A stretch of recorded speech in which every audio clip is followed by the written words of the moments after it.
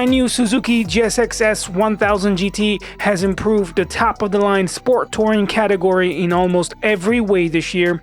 With Superbike derived performance and the latest Suzuki technology, the new GT offers all-day comfort and still delivers a sporty experience. I can't wait to show you my first ride, but first, if you're new here and you want to see more videos like this, subscribe to the channel and hit the bell icon so you don't miss out on the next one. But now, let's go for a ride.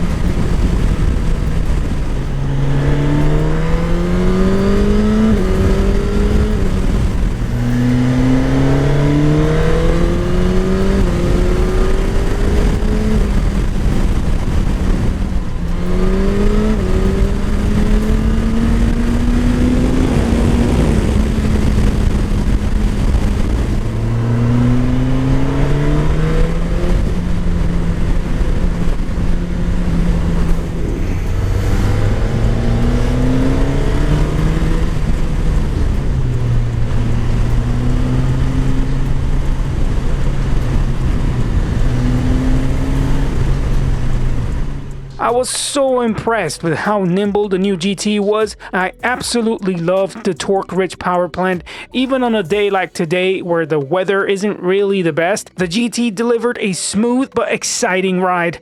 The engine, now Euro 5 compliant, is the 999cc liquid-cooled unit that makes 150 brake horsepower at 11,000 RPM and 106 Nm of torque at 9,250.